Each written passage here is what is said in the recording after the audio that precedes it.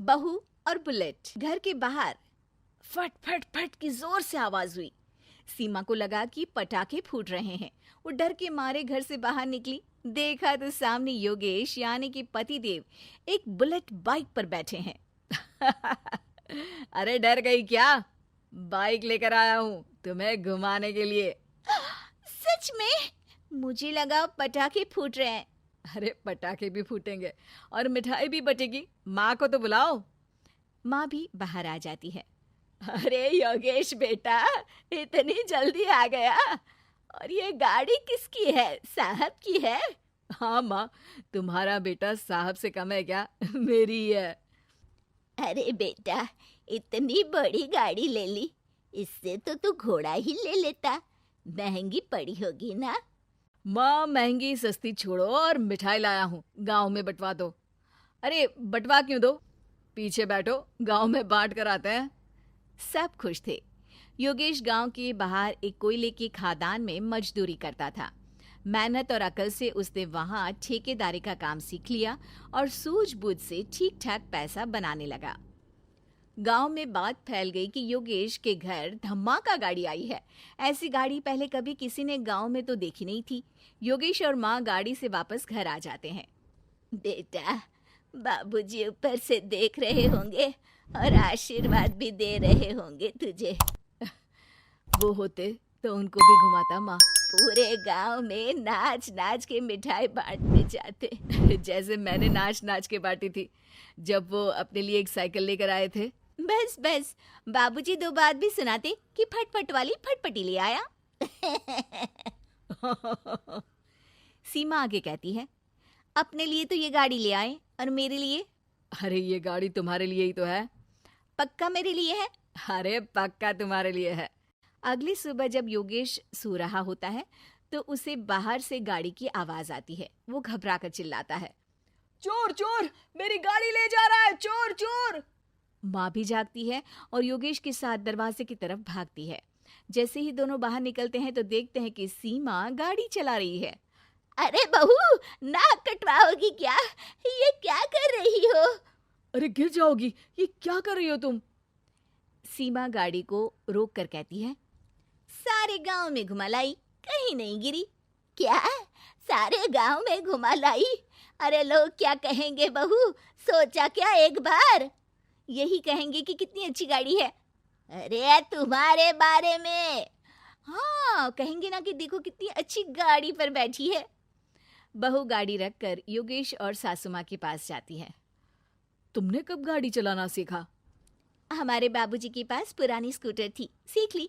फिर स्कूल में एक मास्टर जी भी ऐसी ही गाड़ी लेकर आते थे, उन्होंने सिखा दी। हाँ हाँ, स्कूल के मास्टर आजकल यही सब तो सिखा रहे हैं। पढ़ाई का कुछ सिखाते तो कुछ भला होता। अरे बहू, अब गाड़ी मत चलाना। हमारे परिवार में कभी किसी औरत ने पीछे से आगे की सीट पे आने की हिम्मत नहीं की है। तुम भी मत करना, समझी? जी समझ गई माँ जी। सीमा सास की बात सुनकर चुपचाप रसोई में जाकर उदास होकर खाना पकाने लगती है। सास सुबह सुबह मंदिर से पूजा करके लौट रही होती है। तभी उसे दो औरतें रोक लेती हैं और कहती हैं, अरे बहू को थोड़े अच्छे लक्षण भी सिखा दो। गाड़ी चलाने निकली थी, गांव की मर्यादा का कोई ख्याल नहीं है। वही तो। अरे पैसे आने लगे हैं तो क्या मतलब कि किसी रीति रिवाज को नहीं मानोगे? अरे समाज में रहना है तो समाज के ढंग से ही रहना पड़ता है। अरे लाज भी नहीं आई बहू को? चूल्हे चौके से निकलकर सीधे गाड़ी लेकर चौराहे चबूतरे नाप लिए, फट फट फट करते हुए। अरे कुछ कह देना उसे। अरे ये क्या कहेगी, बूढ़ी सास है, इनकी थोड़ी ना चलती होगी घर में। हाँ, बहू की ही चलती होगी, मर्जी भी और गाड़ी भी। सास सब सुनकर घर आती है और बहू को चिल्ला के बुलाती है, अरे नाक कटवा दी सबके सामने गाड़ी चलाकर। औरत जात गाड़ी नहीं चलाती। शहरों में तो 4 पहियों वाली गाड़ी भी चलाती हैं और हेलीकॉप्टर, हवाई जहाज भी। शहर में थोड़ी ना रहती हो मैडम साहिबा।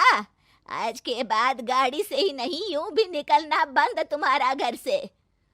माँ सही कह रही है, कहीं भी जाना हो तो मुझे बता देना, मैं लेकर चलूंगा। आज माँ को तुम्हारे कारण कितनी बातें सुननी पड़ी। इतना कहते हुए योगेश वहां से चला जाता है। बारिश की वजह से कारखाने के रोड पर कीचड़ रहता है, इसीलिए योगेश गाड़ी घर रख कर जाता है और किसी से लिफ्ट लेकर कारखाने पहुंचता है ताकि नई गाड़ी गंदी ना हो।